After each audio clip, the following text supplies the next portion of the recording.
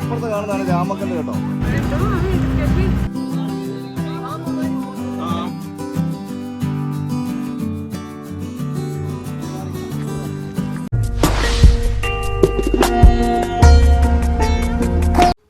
Hi every one, ഇന്ന് ഞങ്ങളൊരു transport ബസ്സിലെ ഉല്ലാസയാത്രയ്ക്ക് പോവുകയാണ്. ഇടുക്കിയിലേക്കാണ് ഞങ്ങളുടെ ട്രിപ്പ് കേട്ടോ. ക്രിസ്മസിൻ്റെ അന്നാണ് ഞങ്ങൾ യാത്ര പോകുന്നത്. ഞാനും അച്ഛനും അമ്മയും മാത്രമേ ഉള്ളൂ ട്രിപ്പിൽ. ഏട്ടനില്ല, ഏട്ടൻ ശബരിമല ഡ്യൂട്ടിയിലേക്ക് പോയിരിക്കുകയാണ്. അപ്പോൾ ആ ഒരു സമയത്ത് ഞങ്ങളിങ്ങനെ ഒരു 1 ഡേ ട്രിപ്പ് പോകാമെന്ന് പ്ലാൻ ചെയ്തു. പുലർച്ചെ 6 മണിക്ക് ചാലക്കുടി ട്രാൻസ്പോർട്ട് ഡിപ്പോയിൽ നിന്നാണ് കേട്ടോ യാത്ര പുറപ്പെട്ടത്. ഞങ്ങൾ അവിടെ എത്തി, ആൾക്കാരൊക്കെ വന്നു, വെയിറ്റൊക്കെ ചെയ്തു. കുറച്ച് സമയം എടുത്തു ബസ് പുറപ്പെടാനായിട്ട്. ഒരു 6:30 മുന്നേ ആയിട്ട് പുറപ്പെട്ടു. പിന്നെ എല്ലാവരും പാട്ടും കളിയും ചിരിയും ഡാൻസൊക്കെ ആയിട്ടാണ് ഞങ്ങൾ യാത്ര തുടർന്നത്. ആരും പരസ്പരം അറിയാത്ത ആൾക്കാരായിരുന്നു ഉള്ള കാര്യം നമ്മൾ മറന്നു പോകും ബസ്സിൽ കയറി കഴിഞ്ഞിട്ടുണ്ടെങ്കിൽ. KSRTC വിനോദയാത്രയിലെ എൻ്റെ 2ാമത്തെ ട്രിപ്പാണ് കേട്ടോ ഇത്. ഞാൻ ആദ്യമായിട്ട് മലക്കപ്പാറയിലേക്കാണ് ട്രിപ്പ് പോയത്. അത് ഞാനും ഏട്ടനും തന്നെയാണ് പോയത്. അച്ഛൻ്റെ അമ്മയുടെ ആദ്യത്തെ ട്രിപ്പാണിത്. ഇത് ഇടുക്കി രാമക്കൽമേട് എന്ന് പറയുന്ന സ്ഥലത്തേക്കാണ് ഈ ട്രിപ്പ്. ചാലക്കുടി KSRTC ഡിപ്പോയിൽ നിന്ന് ഇടുക്കി രാമക്കൽമേട് വരെ പോയി വരാനായിട്ട് 1350 രൂപയാണ് ഒരാളിൽ നിന്ന് ഇവർ വാങ്ങുന്നത് കേട്ടോ. ഇതിൽ നമ്മുടെ രാവിലത്തെ ബ്രേക്ക്ഫാസ്റ്റും ഉച്ചക്കലത്തെ ലഞ്ചും ഈവനിങ്ങിൽ ടീയും സ്നാക്സും കൂടി ഇൻക്ലൂഡഡ് ആണ്. പിന്നെ രാവിലെ 6 മണിക്ക് പുറപ്പെട്ടിട്ട് രാത്രി 11:30 മണിക്കാണ് തിരിച്ചു വരുമെന്ന് പറഞ്ഞിരുന്നത്.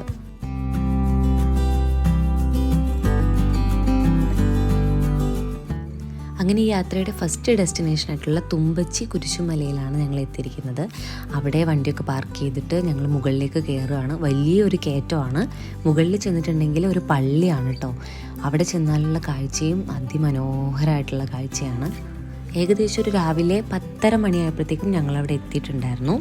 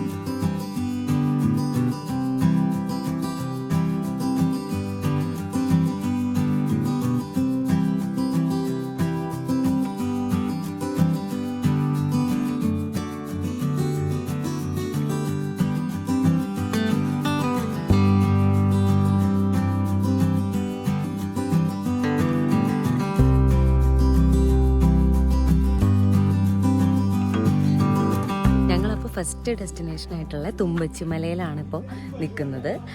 നല്ല വ്യൂ ആണ് കേട്ടോ. അത്യാവശ്യം നല്ല രസമുണ്ട് കാണാനായിട്ട്. ആദ്യമായിട്ടാണ് ഈ വഴി നമ്മൾ മൂന്നാർക്കൊക്കെ ഒത്തിരി പോകുമെങ്കിലും ആദ്യമായിട്ടാണ് നമ്മൾ ഈ തുമ്പച്ചി മലയിൽ വരുന്നത്. അതിങ്ങനെ ഈ ട്രിപ്പിൻ്റെ ഭാഗമായിട്ട് നമ്മളെ കൊണ്ടുവരുന്നതാണ്. പിന്നെ ഇതിൻ്റെ ഉള്ളിൽ തന്നെ ഒരു വ്യത്യസ്തമായിട്ടുള്ള ഗുഹ വഴി ഇറങ്ങുന്ന ഒരു വഴിയും അങ്ങനെ കാണാൻ ഭംഗിയുള്ള കുറച്ച് സ്പോട്ടൊക്കെ ഉണ്ടായിരുന്നു. എന്തായാലും ഇഷ്ടപ്പെട്ടു. അങ്ങനെ ഞങ്ങൾ ഫസ്റ്റ് ഡെസ്റ്റിനേഷൻ കണ്ടിറങ്ങി. അവിടെ കരിക്കും വെള്ളവും കൂൾ ഡ്രിങ്ക്സൊക്കെ ഉള്ളൊരു കടയുണ്ടായിരുന്നു. അവിടെ നിന്ന് ഓരോന്നൊക്കെ വാങ്ങി കഴിച്ചിട്ട് ഞങ്ങൾ അടുത്ത യാത്ര തുടർന്നു. പോകുന്ന വഴിക്ക് കട്ടപ്പനയിൽ ഇറങ്ങിയിട്ട് നമ്മൾ ഫുഡ് കഴിക്കാൻ, ലഞ്ച് കഴിക്കാനായിട്ട് അവിടെ നിർത്തിയിട്ടുണ്ടായിരുന്നു കേട്ടോ. അതിനിടയ്ക്ക് നമ്മൾ പോകുന്ന വഴിക്ക് കാണുന്ന ചെറുതോണി ഡാമാണിത്. അവിടെ ഫോട്ടോഗ്രാഫിയും വീഡിയോഗ്രാഫിയും ഒന്നും അലൗഡ് അല്ലായിരുന്നു. അതുകൊണ്ട് അധികം ക്ലിപ്സൊന്നും എടുക്കാൻ പറ്റിയില്ല. പിന്നെ നമ്മൾ പോകുന്ന വഴിക്ക് തന്നെ ആർച്ച് ഡാം കണ്ടിരുന്നു കേട്ടോ. അതിൻ്റെ വ്യൂ ആണിത്.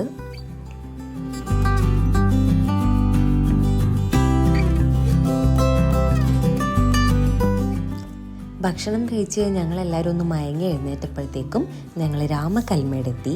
അത് രാമക്കൽമേടിലേക്ക് ഉള്ള വഴി തന്നെ നല്ല കയറ്റമായിരുന്നു. വളവും തിരിവൊക്കെ ഉള്ള വഴികളായിരുന്നു. നല്ല ഭംഗിയുള്ള പ്രകൃതി രമണീയമായ സ്ഥലങ്ങളായിരുന്നു.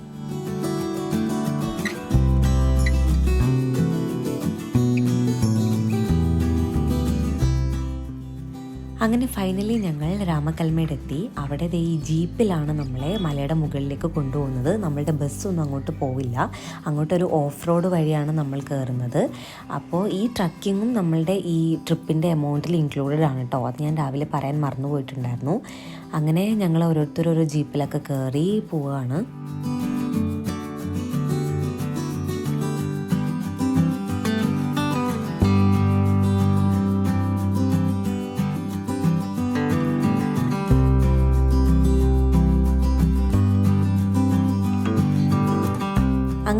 ഫസ്റ്റ് എത്തിയിരിക്കുന്നത് ആമപ്പാറ എന്ന് പറയുന്ന ഡെസ്റ്റിനേഷനിലാണ് കേട്ടോ. ആമപ്പാറ എന്ന് പറയുന്നത് രാമക്കൽമേടിന് പാരലായിട്ട് തന്നെ ഇപ്പുറത്ത് നിൽക്കുന്ന ഒരു കുന്നാണ്. അതിൻ്റെ മുകളിലും രാമക്കൽമേട് എന്ന് പറഞ്ഞ ഒരു പാറയുടെ മുകളിൽ കയറിയാലും സെയിം വ്യൂ തന്നെയാണ് നമുക്ക് കാണാൻ പറ്റുന്നത്. അപ്പോൾ രാമക്കൽമേട് എന്നുള്ള സ്ഥലത്തേക്ക് പോകണമെങ്കിൽ നമുക്ക് നടന്ന് പോകണം. ഇങ്ങനെ ജീപ്പ് അവൈലബിൾ അല്ല. അതൊരു 1.5 കിലോമീറ്ററോളം കുത്തനെയുള്ള കയറ്റം നടന്ന് കയറണം.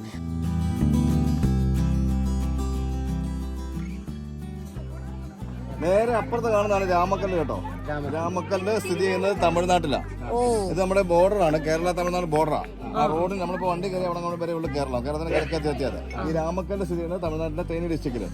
രാമക്കൽ എന്നുള്ള പേര് വീണത് വനവാസകാലത്ത് സീതയെ അന്വേഷിച്ച് രാമൻ ശ്രീലങ്കയിലേക്കുള്ള യാത്രാമധ്യേ അവിടെ തമ്പടിച്ചെന്നും അദ്ദേഹത്തിന്റെ കാൽപാദം പറഞ്ഞുകൊണ്ടാണ് രാമക്കൽ എന്നുള്ള പേര് വീണെന്നൊരു ഐതിഹ്യമുണ്ട്. മുമ്പ് ഇവിടെ കടലായിരുന്നു, കടൽ ഉൾവലിഞ്ഞ് കരയായത് ആണെന്നൊക്കെയാണ് പറയുന്നത്. അന്ന് കടൽ തീരത്ത് ഏറ്റവും ഹൈറ്റിൽ നിൽക്കാൻ വേണ്ടി ഹനുമാൻ കല്ലടക്കി കൊടുക്കുന്നതാണ് ഐതിഹ്യം. ത്രേതായുഗത്തിലെ കഥകളായതല്ല. അതാണ് രാമക്കൽമേടിന്റെ ഐതിഹ്യം എന്ന് പറയുന്നത്. പിന്നെ ഈ താഴെ കാണുന്നത് തമിഴ്നാടിന്റെ കൃഷിപ്പാടങ്ങളാണ്. തെങ്ങൻ തോപ്പുകളാണ്. ഉരുണ്ട് നിൽക്കുന്നത് വാളംപുളി, പിഴിപുളി എന്നൊക്കെ പറയുന്നത് അത്. പിന്നെ ഈ കണ്ട പോലെ കിടക്കുന്ന എല്ലാം പച്ചക്കറി കൃഷി ചെയ്യാൻ വേണ്ടി ഈ ചുമന്ന മണ്ണ് കാണുന്ന എല്ലാം മണ്ണ് ഉഴുതിട്ടേക്കുന്നത്. പച്ചപ്പായി നിൽക്കുന്നത് കിളുത്ത് വന്ന് നിൽക്കുക, വിളവെടുക്കാറായി വരുന്നത്. അടുത്ത കൃഷികളാണ് മഞ്ഞ പോലെ കിടക്കുന്നത്. പിന്നെ താഴെ ഒരു അമ്പലമുണ്ട്, പിന്നെ മധുര മീനക്ഷേത്രമായിട്ട് ബന്ധപ്പെട്ട രംഗനാഥൻ കോവില്. അത് വർഷത്തിൽ കന്നിമാസത്തിൽ 5 ശനിയാഴ്ച മാത്രമേ അവിടെ പൂജ ഉണ്ടാവുള്ളൂ.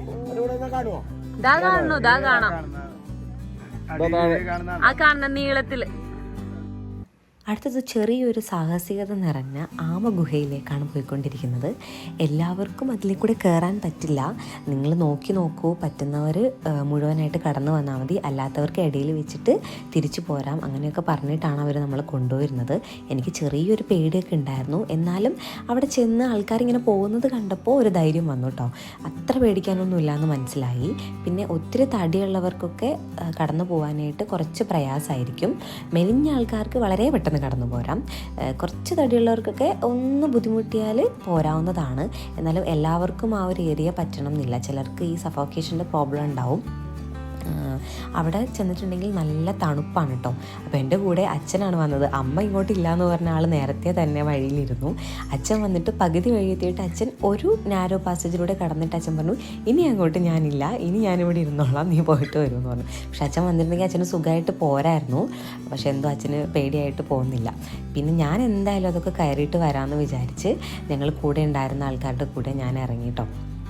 അങ്ങനെ നല്ല തിരക്കായിരുന്നു. പക്ഷേ സത്യം പറഞ്ഞാൽ തിരക്കില്ലാതെ അവിടെ എത്തി കഴിഞ്ഞിട്ടുണ്ടെങ്കിലാണ് കുറച്ചും കൂടിയൊക്കെ ഒന്ന് എൻജോയ് ചെയ്തിട്ട് പോരാൻ പറ്റുകയെന്ന് എനിക്ക് തോന്നി. ഞാൻ ചെന്ന സമയത്ത് നല്ല തിരക്കായിരുന്നു. അപ്പോൾ മുന്നിലുള്ള ആൾക്കാർ ഒട്ടും നീങ്ങുന്നുണ്ടായിരുന്നില്ല. അത് കാരണം കുറച്ച് സമയം എടുത്തു പോരാനായിട്ട്. അല്ലെങ്കിൽ നമ്മൾ ഒറ്റയ്ക്കാണെങ്കിൽ നമുക്ക് സുഖമായിട്ട് പെട്ടെന്ന് പോരാൻ പറ്റും, പ്രത്യേകിച്ച് മെലിഞ്ഞ ആൾക്കാർക്ക്. ആമഗുഹയിലാണ് ഇപ്പോൾ പോയത്. അത് ഒരു കിഡിലൻ സ്പോട്ടാണ്. ഇവിടെ വന്നിട്ടുണ്ടെങ്കിൽ ആരും അത് മിസ്സാക്കണ്ട. കാരണം നമ്മളത് ഒരു പാറയുടെ ഇടയിൽ കൂടെയൊക്കെ ഇങ്ങനെ മൂവ് ചെയ്ത് നമുക്ക് പലപ്പോഴും നേരെ പോകാൻ പറ്റില്ല. ചില സ്ഥലത്തൊക്കെ നമുക്കിങ്ങനെ ചരിഞ്ഞൊക്കെ പോകേണ്ടി വരും. ചില സ്ഥലത്തെത്തുമ്പോൾ നമ്മൾ കിടന്നിട്ട് നിരങ്ങി പോകേണ്ടി വരും. ചില സ്ഥലത്ത് ഇരുന്ന് പോകേണ്ടി വരും. അങ്ങനെ ചെറിയൊരു ദൂരമേ ഉള്ളൂ, അധികം ദൂരമില്ല. പക്ഷെ കുറച്ച് എല്ലാ രീതിയിൽ കൂടെ നമുക്ക് എഴഞ്ഞും നിന്നും ഇരുന്നും ചരിഞ്ഞും ഒക്കെ വരേണ്ട ഒരു സ്ഥലമാണ് ആമഗുഹ. അത് അടിപൊളിയായിട്ടുള്ളൊരു സ്ഥലമാണ്. മൊത്തം ഇവിടെ ഭയങ്കര വെയിലും ചൂടൊക്കെ ആണെങ്കിലും അതിൻ്റെ ഉള്ളിലേക്ക് കയറിയപ്പോഴത്തേക്കും നല്ല തണുപ്പായിരുന്നു. പിന്നെ അധികം തടിയുള്ളവർക്ക് ബുദ്ധിമുട്ടായിരിക്കും. കുറച്ച് തടി കൂടുതലുള്ളവർക്ക് മാത്രം ബുദ്ധിമുട്ടായിരിക്കും. മെലിഞ്ഞവർക്ക് നല്ല എളുപ്പമായിരിക്കും. അങ്ങനെ ആയിരുന്നു. പേടിച്ചിട്ട് ആരും പോകാണ്ടിരിക്കേണ്ട. ഇവിടെ വരുമ്പോൾ മസ്റ്റായിട്ടും ട്രൈ ചെയ്ത് നോക്കുക. അത്ര പേടിക്കേണ്ടതായിട്ടൊന്നുമില്ല. പക്ഷെ കാണുമ്പോൾ നമുക്ക് തോന്നും, അയ്യോ എങ്ങനെ പോരുന്നു. പക്ഷെ അങ്ങനെ പേടിക്കേണ്ടതായിട്ടില്ല. ആരെങ്കിലും പേടിച്ച് പോകുന്നത് കണ്ടിട്ടുണ്ടെങ്കിൽ നിങ്ങൾ അതിൽ നിന്ന് പിന്തിരിഞ്ഞ് പോകാണ്ടിരിക്കരുത്. അടിപൊളിയായിട്ടുള്ളൊരു റൂട്ടായിരുന്നു അത്, പാറയുടെ ഇടയിൽ കൂടെ ഉള്ളത്. കൊള്ളാം. ഈ ഒരു 3 നിലയുടെ മുകളിൽ കയറിയിട്ടൊരു വ്യൂ കാണുന്നുണ്ടായിരുന്നു. അതിൻ്റെ മുകളിൽ കയറിയിട്ടുണ്ടെങ്കിൽ നമുക്ക് ടോപ്പ് വ്യൂ ഒന്ന് ജസ്റ്റ് കാണാൻ വേണ്ടിയിട്ട്. നമ്മൾ അവിടെ പോയി കണ്ട അതേ വ്യൂ തന്നെയാണ് അത്, പക്ഷെ കുറച്ചും കൂടി ഉയരത്തിൽ കാണാൻ, അത്രേ ഉള്ളൂ. പക്ഷെ നല്ല വെയിലുണ്ട് കേട്ടോ, ഭയങ്കര വെയിലാണ്. അപ്പോൾ വരുമ്പോൾ ക്യാപ്പും ഗ്ലാസും മാസ്ക് മസ്റ്റായിട്ട് കരുതുക. കാരണം ട്രക്കിങ് വരുന്ന വഴിക്ക് ഭയങ്കര പൊടിയാണ്. അത് അറിയാതെ ആരും വരണ്ട. മാസ്ക് എന്തായാലും കൈ കരുതുക. അങ്ങനെ അവിടുത്തെ വ്യൂ ഒക്കെ കണ്ടതിന് ശേഷം ഞങ്ങൾ തിരിച്ച് വേറൊരു സ്പോട്ടിലേക്ക് ഇവർ കൊണ്ടിറക്കും. അങ്ങനെ ഇവിടെ ഇറക്കി കഴിഞ്ഞിട്ടുണ്ടെങ്കിൽ പിന്നെ ഇവിടെ നിന്ന് ഞങ്ങൾ കാഴ്ചകളൊക്കെ കണ്ട് നമ്മളുടെ ബസ് അടിയിൽ കൂട്ടാൻ വരും. ഞങ്ങൾ ജസ്റ്റ് ഒന്ന് നടന്ന് ചെന്നാൽ മതി അങ്ങോട്ടേക്ക്. അപ്പോൾ അങ്ങനെ ആ ചേട്ടനോടൊക്കെ ബൈ ബൈ പറഞ്ഞ് ഞങ്ങൾ ആ വണ്ടിയിൽ നിന്ന് ഇറങ്ങി.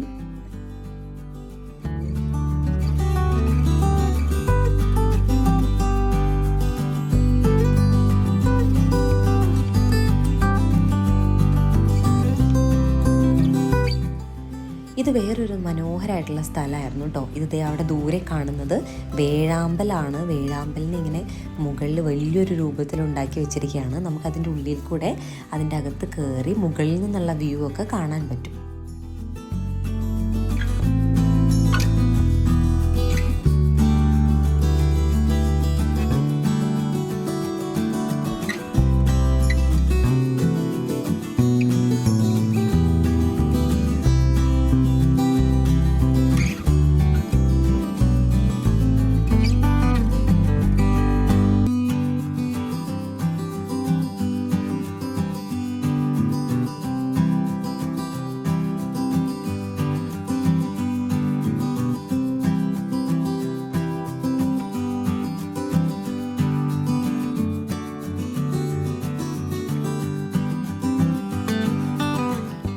അങ്ങനെ അതിൻ്റെ മുകളിൽ ചെന്ന് കഴിയുമ്പോഴുള്ളൊരു വ്യൂ ആണിത്. ഒന്നും പറയാനില്ല. നല്ല കാറ്റും ഈ ഒരു ഇത്രയും വൈഡായിട്ടുള്ളൊരു വ്യൂ ആണ് നമ്മൾക്ക് അവിടെ നിന്ന് കിട്ടുക. പ്രത്യേകിച്ച് ആ പ്രതിമയുടെ വ്യൂ ഒക്കെ ഭയങ്കര ബ്യൂട്ടിഫുള്ളാണ് അവിടെ നിന്ന് കാണാനായിട്ട്. മേഘവും മലകളും ആൾക്കാരും എല്ലാവരും നല്ല നല്ല ഭംഗിയുണ്ടായിരുന്നു. എല്ലാവർക്കും ഭയങ്കരമായിട്ട് ഇഷ്ടപ്പെട്ടു ഞങ്ങളുടെ കൂടെ വന്നിട്ട്.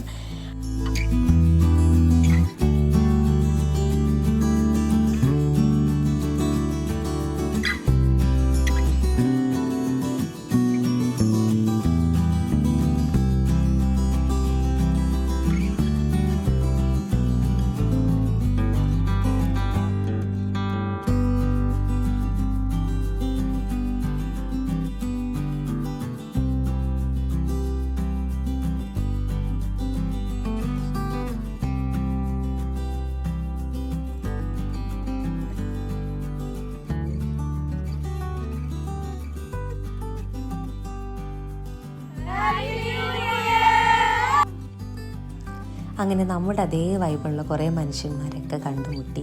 ആ ഒരു സന്തോഷത്തിൽ അവിടെ നിന്ന് ഞങ്ങൾ ഇറങ്ങി മെല്ലെ. അപ്പോൾ ഞങ്ങളുടെ യാത്ര അപ്പോൾ ഏകദേശം അവസാനിക്കാറായിട്ടോ. വൈകുന്നേരം ആയപ്പോഴാണ് ഞങ്ങൾ ഈ ഒരു സ്പോട്ടിൽ എത്തിയിട്ടുണ്ടായിരുന്നത്. ഇപ്പോൾ സമയം ഒരു 5:30 ആയിട്ടിട്ട്. അപ്പോൾ ഞങ്ങൾ താഴത്തേക്ക് ഇറങ്ങി തുടങ്ങുകയാണ്. വന്ന വഴിയല്ല ഇറങ്ങുന്നത്, നമ്മൾ നടന്നിറങ്ങാൻ വേണ്ടിയിട്ട് ഞങ്ങൾക്ക് വേറൊരു വഴി ഉണ്ടായിരുന്നു അവിടെ. അപ്പോൾ നമ്മൾ അതിൽ കൂടെ ഇറങ്ങി ചെന്നത് ഞങ്ങളുടെ ബസ്സിൻ്റെ അടുത്തായിരുന്നു.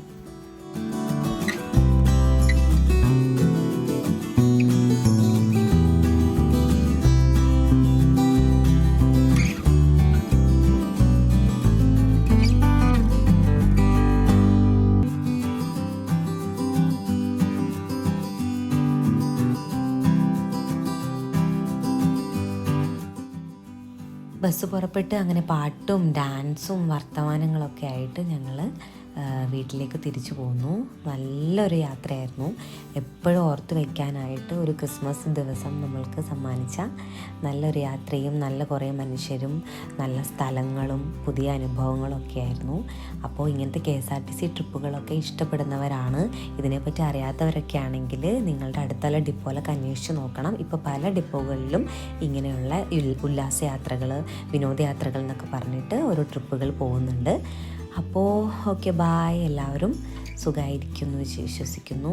Bye, take care.